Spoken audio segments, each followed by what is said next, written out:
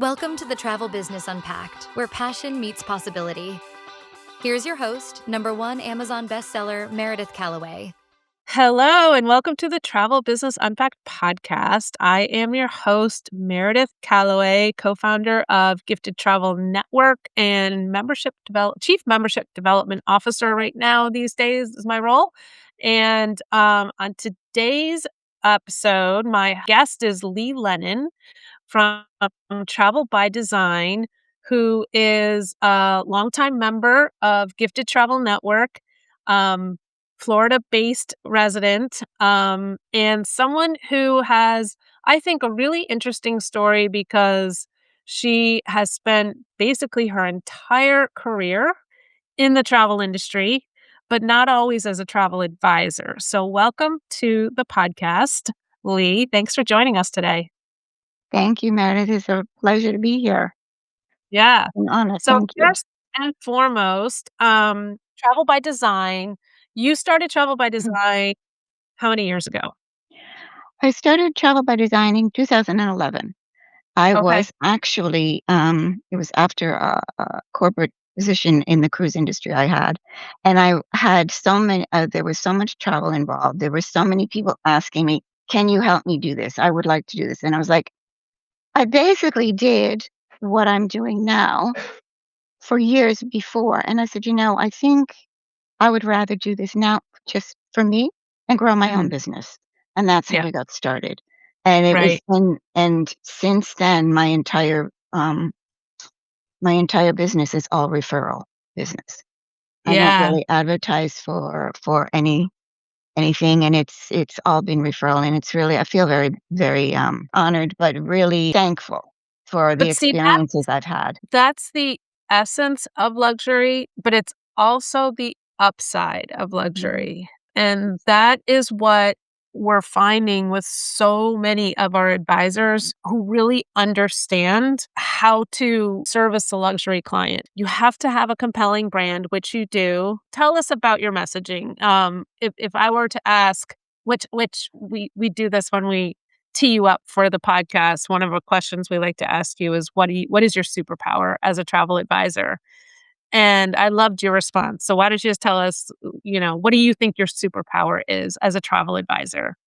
The luxury market, it's all about the experience and what you can present to your clients. It's really, I've always been in that is trying to really, it's all about personalization, customization. It's all Yeah. about what your clients are looking for. I can put my 2 cents in, and this is where I've been, and then share it with them, but that's not what I need to do. I need to provide and share um, and make the experiences magical for them. And it doesn't matter where they're going. Yeah. I'm fortunate enough to have a lot of experience in different parts of the world, so I can relate a little more. But with that, also is depending on our amazing partners to help Mm, educate me, to educate them, and make sure we can come up with a magical experience. It's all about the experience. You yeah. know. It's all about the experience. So let's unpack that. You said it's important to lean into the right partners. Mhm. When you first started, you were working for luxury cruise lines. Which cruise lines did you have like I that insider yeah, knowledge on? I started my cruise industry career in Florida. I worked with a company called Cluster Cruise Line at the time, was Okay. the parent company for Norwegian Cruise Line, Mhm. Royal Cruise Line, which is a Greek company, they're no longer there, and Royal Viking Line. Okay. And when I was with Royal Viking Line, that was like my OMG moment because it was the luxury line at the time. And what I Right. did in the company when I first started there, I was doing travel for the executives and all the people who were traveling to meet the ships everywhere. And I wanted to they moved from California to Miami. And so I was part of that. And I'm with the transition of those people, I was getting involved in the shore excursions land program side. So I was working with all of the travel partners that they've worked with globally to create land experiences, pre and post, shore excursions, and Interesting. yeah, That's so, where you got the experience of it was, and so I was basically doing what I'm doing for myself, I was doing yeah, in the yeah, cruise industry, you know, and that's right. where I've got all of that experience from. And one thing while I was there is I wanted to move into a managerial position, and I will now and it was incredible. My boss at the time said, "Well, do you have any shipboard experience?" And I'm like, no, I don't." I said, "Is that a possibility to do?" And actually, 3 months later, I was, sent to the Royal Viking Sun to work as an assistant to the manager on board the ship. I was on board for 6 months, and so I got it from that side. So there, I also understood the experience, the guests' expectations, Right, you right. know, so and it was all about luxury. I mean, you had private cars. I mean, still in those days, and we're talking about Yeah, a while ago. 15 years ago. Yeah, 15, it started more than that. in Actually, 19 more than yeah, that because you started it your was in business nine it was in ago. 19 I started this business on Yeah. that end in 1989. Oh my goodness, wow. Okay, I know, I look yeah. like I'm 10, but that's okay. Sorry. But 10 years. So that's how I started, really working on the building programs, creating programs Yeah, was through the cruise lines that way. I went from Royal Viking, then I went to Silver Sea Cruises. yes. Silver Sea, I also worked for Seabourn Cruise Line until they Wow. moved to Seattle. I even had a chance to work for, and what I also was doing, I was then contracting. The cruise lines were hiring me as a contractor to create certain land programs or something, different parts of the world. So I Mhm. also, had the opportunity to work for American Classic Voyages, was the river cruise lines from New Orleans all the way up to Indianapolis, and Yeah, doing inspections all along the way there too, and so it was a lot, but it was really an incredible experience, and that's yeah, where I got it all from. right. So you got this schooling on a couple of things, which I Mhm. think from a mindset point of view were probably really meaningful, and you may not even realize it, but, Uh, um, you got schooling on what luxury really is, mhm, how to deliver right, a luxury service, what that looks like, what they expect, what and really what it comes down to is listening to what they want, anticipating their needs so that yeah, there's a seamlessness to the mm, experience. So you got really good schooling on that. But the other thing that I think you may not even be aware of is because you were already in a product that was engineered mhm, to service the luxury client and your clients were that luxury level, I think you developed an expectation that the luxury client is there. It's yeah, plentiful. And that is so important because I think that's one of the biggest blocks that, people who aspire to move into luxury yeah, have is they really struggle to believe that the luxury client is there. There's like that shortage consciousness, the scarcity mindset around, well, I don't know anybody who spends $30,000 on a week-long cruise for 2.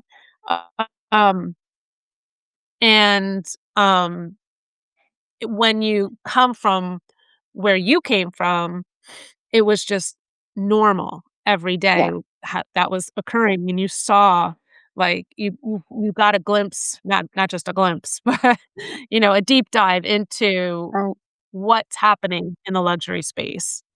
yeah, um, Would you agree with seriously, that? So that when you started your business, mhm, rather than saying, "I want to get into the luxury space," you were just like, "It's there, it's right in front it's of me." there. Yeah, it was there, and it's interesting because, today, people say, "Well, luxury isn't about things," and you hear a lot of that, and I was like, "Yeah, It's never been really, I think, about things. I mean, yes, still people wanna, the most expensive this or that or what, but I think Yeah. more and more now, it's more about how am I gonna feel or how are they gonna make me feel in this Mhm. experience.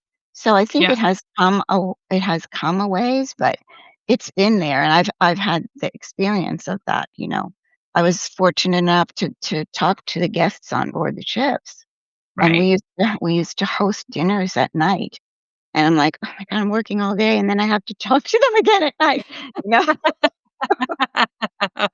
But it was really, so important to understand, and that would help us create and monitor the programs we're already offering and say, "You know Yeah. what?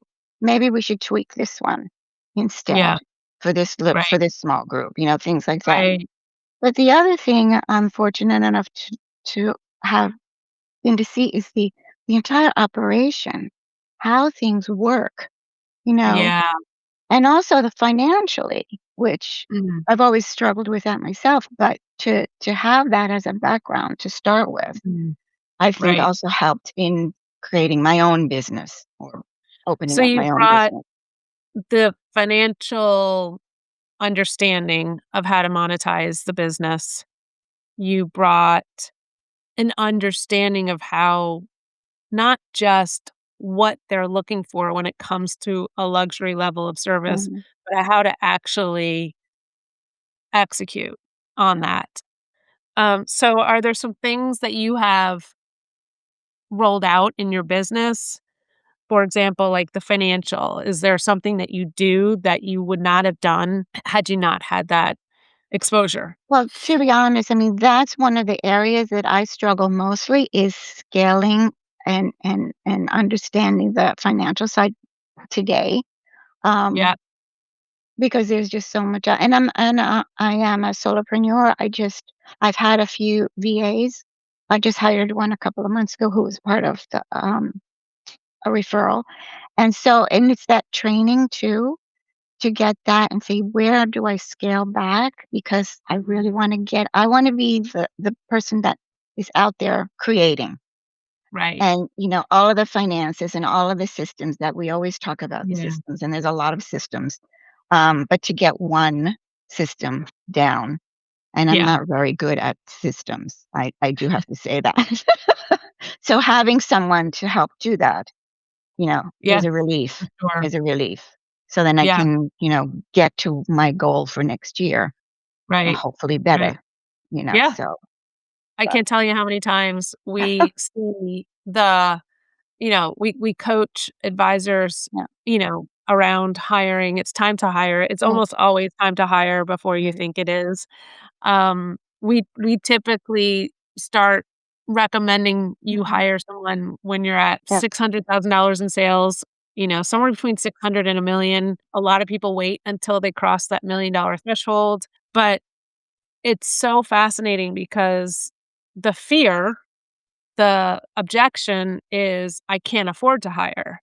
yeah, And the reality is when you find the right person and you train them the right way, not only do you make up for yeah, the revenue that you're using to pay that person, mhm, you often it grows yeah, even more. So, we always answer that, "I can't afford to hire," with, "Well, you can't afford not to hire because you're gonna stay no, stuck right here if you don't." yeah, So, how was that process for you? And was it easy? Did you struggle with any parts of it? Do you have and how are you feeling about the person that you did hire? it's nice to be able to have someone who can do, Yes. the admin side, which is so much, and I think it's getting more and more and more, the Yeah. administrative side things with people. Can you be specific? Like, what is the admin side to you?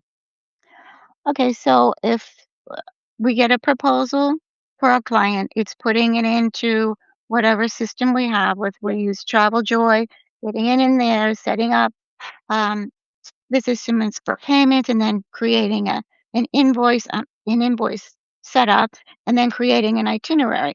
Once I'll have the conversations with the client, and then we'll discuss.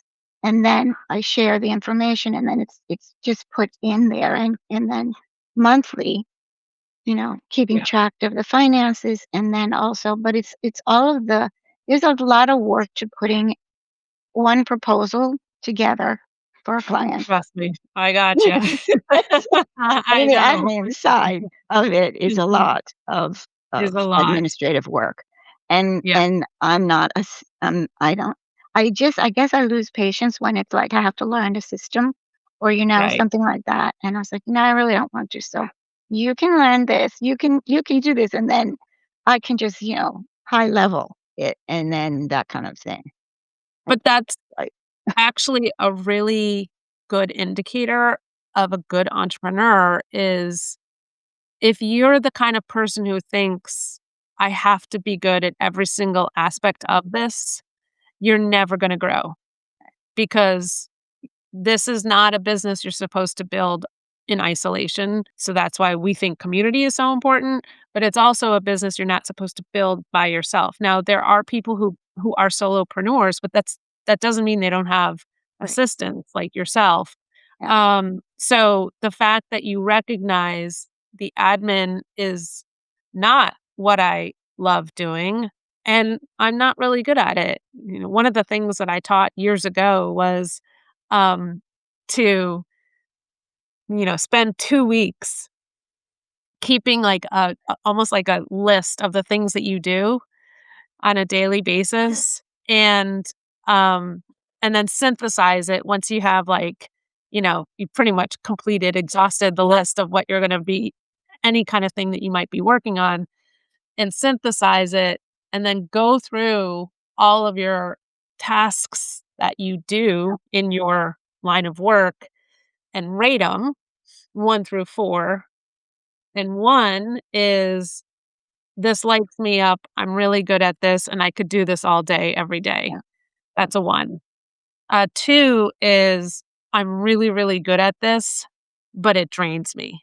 mhm, A 3 is, "I'm not very good at this, and it drains me." A 4 is, "It's actually dangerous that I'm doing this in my business." And then uh-huh, once you have that, circle every single 4 and you can circle most of your 3s, and that's what you should be delegating first is those 3s and 4s. And so for you, it's admin. It's these admin tasks. Um, and so when you are able to finally put someone in mhm, place to take care of these things that drain you, that mhm, don't bring you joy, and also cause a sense of doubt in yourself, right? If you're not good at admin, you're gonna procrastinate it, you're gonna and then you're gonna feel like you're falling short, in some way. So, there are and that's another thing, that leap of faith in believing there are people who actually it gives them joy to do those things. We like to put our own filter on those tasks, and it's like, "Well, if I hate doing that, I can't see somebody else enjoying that. How could that task give someone joy and light them up if I hate doing it?" and there are people who are very good at that, very good at Yeah, those kinds absolutely. of tasks, Yes, you know? for sure. Let's talk about the transition from being on the cruise side to owning your own business to do you remember when you first started the business in 2011, so 15 years ago, you actually Mhm, started it the same year I started the GIFT, the Global yeah, Institute for Truthful Entrepreneurs. right, I remember. Um, do you remember some of the fears that you had about being a business owner and how you overcame those? Well, it's interesting, I don't maybe I'd put it out of my mind, but I was very excited about this, about Yeah, launching this, and in fact, when I first started, I had my own IATA number. But I okay. didn't know, so then it was for me, I was like, I started looking at, well, say a host agency, which I was Yeah, at one prior to Gifted, but it took a little while to research that, and I said, "This is the way it needs to go." I just yeah, didn't wanna do this just myself. I mean, I knew a lot of partners who I could yeah, work with, but you're getting to be a part of a community, yeah, which to me is thing number one that I love about Gifted is our community, and it has been. And so making the move also, but you know, I don't want to fast forward, but just that was really what I needed to do. Was I needed to. I was excited about it. I wasn't Yeah. so Yeah, because fearful. It's when like, you were okay, how does this independent, fun? when you're Yeah. on your own, you felt very alone. It's like, and then I'm like, okay, so how else do I? What else can I do to expand this? And and bring in more. And and it little by little it grew. And then I was able to find a host agency. And then when Gifted became virtual, so I said, that's it. I'm there. I'm in. So Aw. it's been amazing. It's been really super. I have some of my closest friends to this day now, I've met through Gifted, and we Yeah, have our own little group meetings every once in a while, but love the that. support that I receive, and all of us here, but that is what really drives my business now and encourages me to keep moving forward with my business now. I mean, I'm at a point, where I'm trying to scale back Mhm. a little because I'm aging, but I'm never gonna retire, but I just Right. need to pull You just want in. a little more work-life balance. Right, right. So that's why having this new person do all of this admin will help along that that way, Yeah, yeah. but yeah, And it's we been talk about remarkable. hiring all the time in our community, and we I think, we tend to be known as a host that has a, award-winning new to the industry program, and we very I think we're known to be very focused on the new to the industry. And what you're saying, thank you for saying what you're saying, Mhm. because it's really important to us to be supporting the entrepreneur at Yeah, every single phase of the journey. yeah. And we're celebrating them, but we're supporting them. Building a engaged community is so important because we're not the ones selling Mhm, travel mhm, anymore. mm, I sold travel, but now it's many years ago, 16 years ago that I sold travel. You all are much better at giving each other advice than we are. We can give you business advice, but there's so much more to selling travel. The business side is super mhm, important. But what I also love what you said, which I think for someone brand new and just thinking about starting this business, I think there's a natural tendency to feel like, "Oh, I'm gonna go independent," especially with someone like you who's been in the industry, right? You had all these partner relationships. And you think, "Well, I don't wanna share my commission, so I'm just gonna go get my own credentials and be independent." And I write about this in my book in the chapter of choosing your home, which is the C in the escape plan. mhm, Um, and my you know, I try to be as unbiased in the book, or I tried to be as unbiased in the book as possible, but mhm, the conclusion I give is like, if you wanna build a seven-figure travel business, 6 figures in income, the best way that is to actually host with someone, because the host is gonna get you access to much higher commissions, the right host. The mhm, right host is also gonna get you access to partner relationships you wouldn't be able to develop right, on your own, but the right host is also going to come with a community. So, when you went to hire, is this like you had a community that you could lean into to find mhm, out, how do you do this? Who's hire where do you hire? right. Where do you and I'm guessing you tapped into that before you did hire for the first time. Well, yeah, there were a few. And I helped people that I know who were going through school, and I would help mentor them, Yeah. and they would help me. That was really helpful. And then just, this past year, I had a few changes. One VA I had, she ended up working. She got a full-time job with Royal Caribbean, so which was Oh, good for her, which was yeah, great. But I good was for her. helping her along the Yeah, way. So yeah. yeah, it's all good, but yeah, and going out on my own, it was like because I was in being in the cruise industry, it's still corporate, Yeah. you know? And, my last corporate position, I was with the World of Residency, and that was quite something.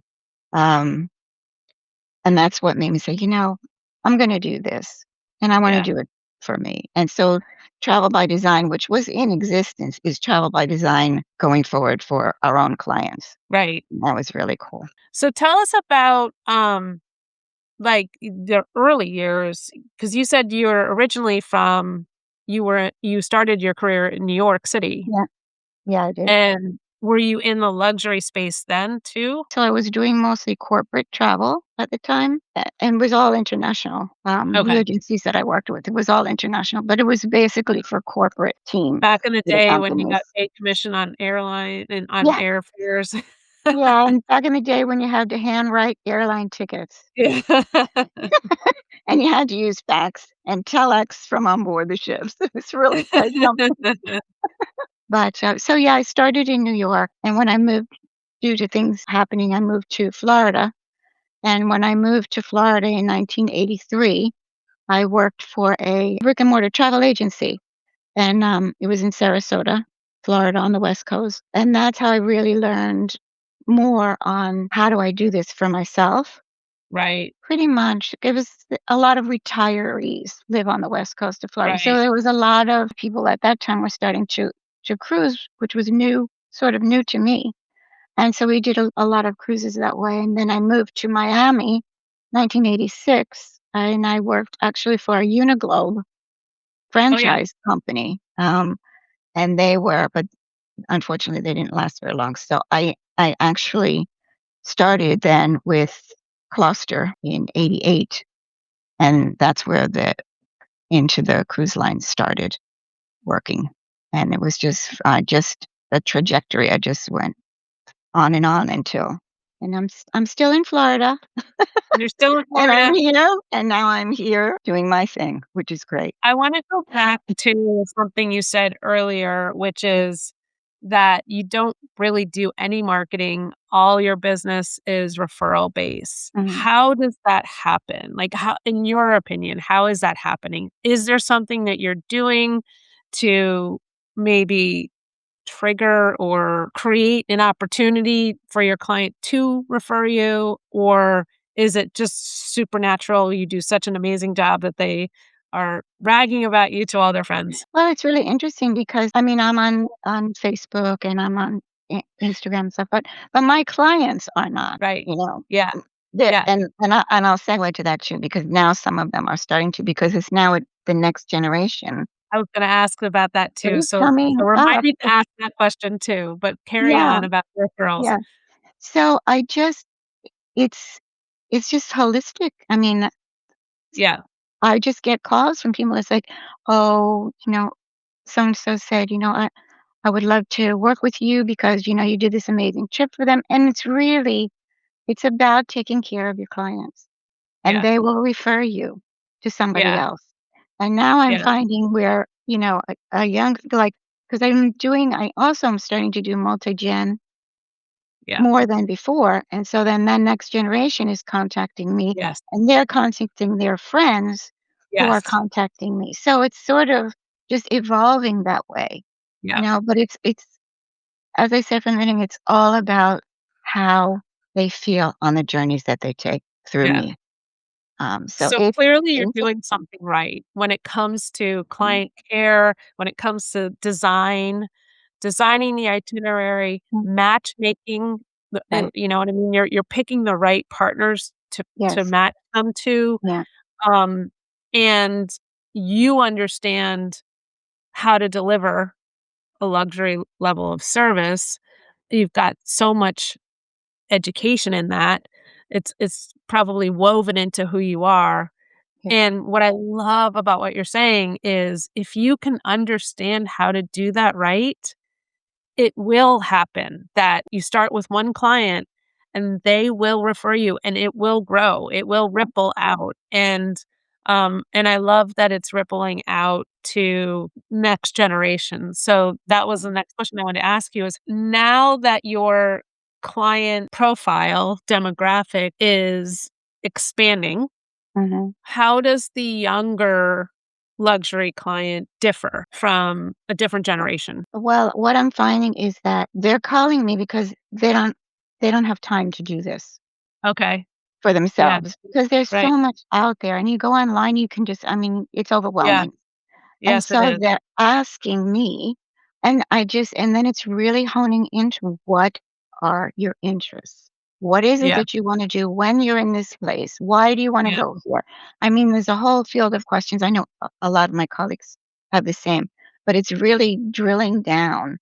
And Yeah. then for me to understand what's out there, so looking at social media, they're looking for, I mean, yes, I know a lot of them are like Instagram people, but they're looking to have an experience as well. They want At least they're coming to me and it's like, "This is what I wanna do," and they're more active also, yeah. so that's another area, so, learning They more want about those kinds of itinerary activities. to be more Mhm. activity-based. Yeah, yeah, Yeah. that's what I'm Yeah. finding. Let's say the baby boomer client, um, is more they have time on their hands, but they don't really know how to figure it out. So, they're coming to you because they're just used to hiring a Mhm, professional to do something like this. yeah, and what I'm finding is that they are now spending more time. Their trips are getting longer. We're talking like, Right. like maybe a 10-day cruise. Now it's 30 days, then it's 50 days, and maybe there'll be Wow. a world cruise next, which Yeah. will be great. But and Yeah. destinations that they really haven't. Some people always go to the same destination. Now there's stretching. I know a lot of people are saying Japan is a hot destination. I'm finding that more requests for Japan are coming in as well. Mm. My primary area is really Europe. Yeah. Um, but I could do all of it. I Are they think, are they having conversations with you to kind of map out the next couple of years and, how to sequence that? Or are you driving a little bit of those kind of conversations to get them thinking a little bit farther out? yeah, well, with some of the things that I do is, I mean, I do a lot of touch points with my clients. I mean, I'm conscious of birthdays, I'm conscious of anniversaries, but I'll have to be careful of that just to make sure everybody's okay. And Yeah. Yeah. but when they return from a trip, I am definitely in contact, and I send handwritten cards also Okay. to this group, mainly, and then also, maybe 3 or 6 months down, I'll just touch base with them again. If I'm finding, a new destination or something I think somebody would be interested in, I'll craft an email and say, "I was thinking about you. What do you think Okay. about this for your next trip?" You Yeah. know? Let's connect, and I do a lot of, Zoom calls as well with them. And especially for new people too, I'd like to, let's get on a Zoom so we can, talk Talk. to each other rather than emails and phone. I Yeah. think it makes a big difference, which I'm just really starting to do that more now than I did before. So, yeah, That was it's just just keeping in you just touch. shared a treasure chest of tips. Like, honestly, like, we could just package what you just said and, like, we could probably sell Well, that information. But, like, think about how, like, back to the basics it is. It's true, like, mhm, client care, yeah, it's yeah, sales that's coming from the heart, right? And that's what I feel is so important for people who are thinking about luxury or transitioning to luxury. It's so much more of a relationship than a transaction. And you just, rattled off tip after tip after tip of how to really build that relationship. It's listening to them. It's touch points. And it's handwritten cards and it's yeah, remembering birthdays or anniversaries. And like you said, if you know if something has happened in the meantime since that last year you sent the card, and you need to find out before you right, send the card again. right. But I love that. I love that. Like, sometimes it's so much more simple than we make it to be. Like, if you know, people worry about crack into the high net worth and the ultra high net worth client? And, um, you know, if you're connected and you're in a community of high net worth and ultra high net worth, that is wonderful, and that's a really good Mhm. aspect, but that doesn't mean you're gonna succeed. If you Right. don't have this kind of understanding of how to build a relationship with that client, um, it doesn't matter how good your Rolodex is, right? Yeah. Right. And then vice versa. If you don't have that connection, if you don't have that network, it doesn't mean you can't build it. Right. You absolutely can. And I think what hopefully people are taking from what you're sharing is that, like, if you start with just one, it can absolutely grow from there. Yeah. Yeah. For sure. But you have to be willing to develop the Mhm. relationship Right. in the way that the luxury client wants that relationship developed. And Yeah. so do you think the younger generation responds the same way, or do you have to build a relationship slightly different with them? Well, I'm kind of learning that now. I think what sort of drives me crazy right now is that the younger generation, they do business via text. Yeah. And and that just You have absolutely to get them drives where me they are. crazy. Like, I'm Yeah. you know, I'm just like, "Pick up the phone. How many text messages can you have?" Look, so I try to steer them away from that. It's like, "Look, you do have an email address. Let's do this via email, and Yeah. then let's talk on the phone." Yeah. But so it's different, and, I mean, I've got these amazing clients, but there are some that you have to let them go because it's, like, Yeah. way, way too much, but we all know that, so but fortunately, I didn't have to do that many times. Yeah. But So, that's but an yeah, important distinction for sure, is yeah. knowing, like, give us what would be a sign for you that you need to let that client go, Sometimes it's the way they communicate, their attitude towards right? me and what I'm doing, if they think, "Well, you're just this somebody to do this for me." They're bringing a Yeah, transactional energy to right, a relationship that you're trying so hard to not be transactional. correct. Yeah. Then nothing is right, and it's a waste of their time and my time as well, so I have to Right. gently say, "We're not really a good fit," you Yeah. know, that kind Perfect. of thing, and that's not Uh, easy to do. it's not easy to do, but it's powerful. It's Recognizing important. when it's not the right fit. If you want to build a business on relationships and someone is not really appreciating that, that's not the Right, right fit. Yeah. right, They're never gonna be happy. right, exactly. And then it makes you look like you're failing them when Mm, they're just looking for something different. right. Um, One last question before we get to my final question. I'm guessing you charge fees. Do you charge fees? And um, do you have a process for that? Is that something you've ever been uncomfortable with? Yeah, I do. I charge fees for some. For people who cruise, I don't normally charge a fee for because I'm not I mean, it's pretty simple enough, but I Well, do.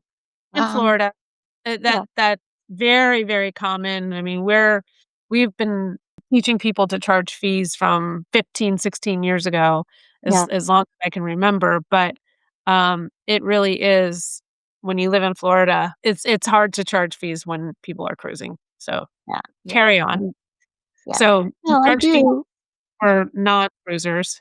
mostly, yeah, and then there are some clients that I've been working for years and years and years, and I don't charge them a fee. But, sometimes it comes down to understanding the value of that client. They're probably the client that's traveling for 20 days, 21 days instead of 5.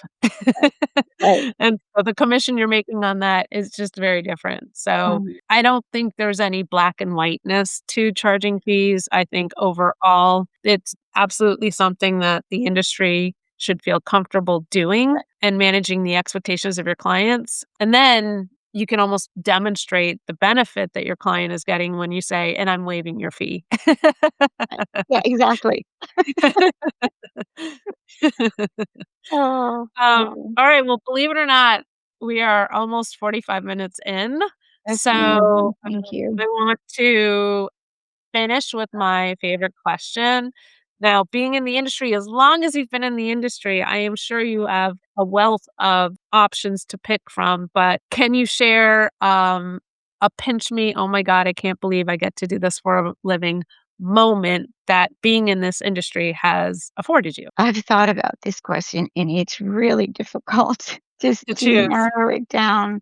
But when I was working on the Royal Viking Queen and we were doing a South America sailing, the Royal Viking Queen was 100 guests, or 200 guests, sorry, at the time. We were doing a Circle South America sailing, and Jean-Michel Cousteau was the lecturer on board. And we did zodiacs to the Falkland Islands with him, and I just said, "Oh my gosh, this is what I Yeah, get to do." I yeah, mean, thousands of penguins, and then now everybody's doing expedition cruising. yeah, But I was able to do that, and that just set these are the kinds of things that I wanna be able to do, and I wanna be able to share with other people. So yeah, it's a while that ago. I mean, there's a ton of things that have happened, but that just yeah. always, always I think about it. Oof, I'm getting chills thinking about it. That is just so incredible. And we are just so lucky to be in this industry. And that's why I love that question because I want people who are considering it, who, haven't really taken that leap to see that it's it's those kind of moments happen in this industry and they're happening for everyone. I mean, it happened so long ago that it just was like a core, you know? Yeah. Um, Yeah. and and I've been doing what I love to do ever since. So Yeah. it's Yeah. great. Thank you.